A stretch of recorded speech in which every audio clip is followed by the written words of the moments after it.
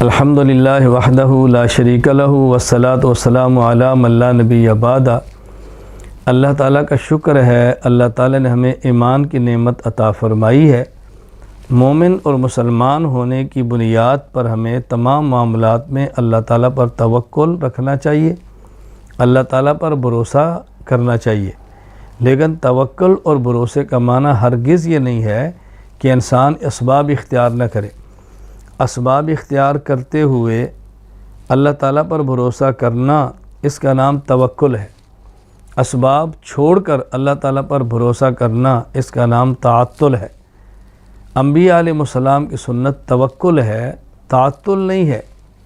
اس لیے ہم متوکلین بنے، متعطلین نہ بنے۔ اس وقت جو کرونا وائرس کے حوالے سے پوری دنیا میں وبا پھیل گئی ہے، خواہ یہ قدرتی آفت ہے، خواہ یہ مصنوعی ہے، پیدا کی گئی ہے، پھیلائی گئی ہے، کچھ بھی ہو، بہرحال یہ وائرس پھیلا ہے، یہ عام دنیا میں وبا ہوئی ہے۔ اس موقع پر ہمیں سنجیدہ ہونا چاہیے اور اس کو سنجیدگی کے ساتھ لینا چاہیے۔ اس حوالے سے میں آپ کی خدمت میں آج کی مجلس میں 8 باتیں عرض کرتا ہوں۔ نمبر 1، احتیاطی تدابیر اختیار کریں۔ ہاتھوں کو دھونا ہے اور وقفے وقفے سے تھوڑا تھوڑا گرم پانی پینا ہے، جہاں ضرورت ہو ماسک کا استعمال کرنا ہے، زیادہ لوگوں کا ایک جگہ پہ جمع نہ ہونا ہے، جہاں پر یہ بیماری ہو وہاں نہ جانا ہے۔ یہ اس قسم کی جو بھی احتیاطی تدابیر ہے اس کو اختیار کریں۔ نمبر 2، حکومت اور ڈاکٹر حضرات کی ہدایات پہ عمل کرنا ہے۔ اس معاملے میں حکومت سے ٹکرائے نہ، ڈاکٹروں سے ٹکرائے نہ، اس مذاق مت اڑائیں، بلکہ ہدایات پر عمل کریں۔ یہ سب ہمارے فوائد اور ہمارے منافع کے لیے ہے، اس کا خیال کرنا چاہیے۔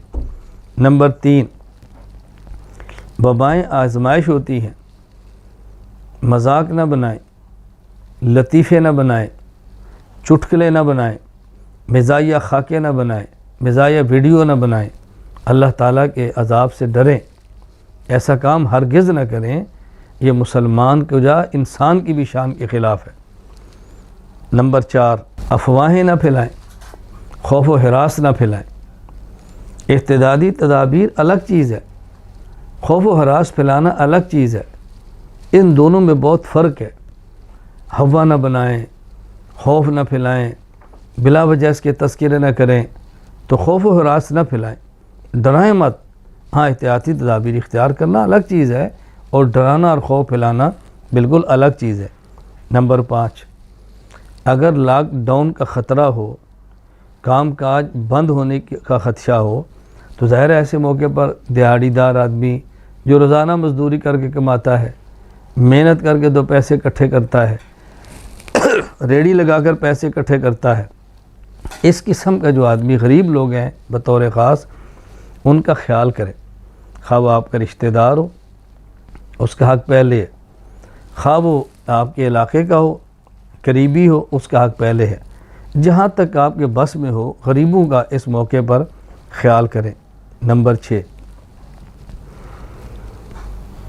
اگر کسی کے اندر مرض کا شک ہو، بیماری کا اندیشہ ہو، یا ڈاکٹر کسی کے بارے میں کہ یہاں پر شبہ ہے، تو احتیاطی تدابیر کے طور پہ اس سے الگ ہونا یہ کوئی حرج نہیں ہے، اور اس کو چیک کرانا کوئی بری بات نہیں ہے۔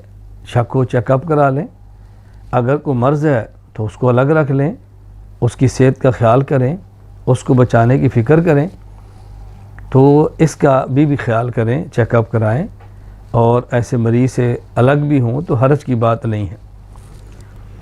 نمبر 7، استغفار کی کثرت کریں، توبہ کریں، اپنے گناہوں کی اللہ تعالیٰ سے معافی مانگیں، بہت زیادہ اس کا خیال کریں۔ نمبر 8، دعائیں کریں، اللہ تعالیٰ سے مانگیں، انفرادی اعمال بہت زیادہ کریں۔ کیا مطلب؟ اگر اجتماعی دینی اعمال نہیں ہو رہے تو انفرادی ہو سکتے ہیں۔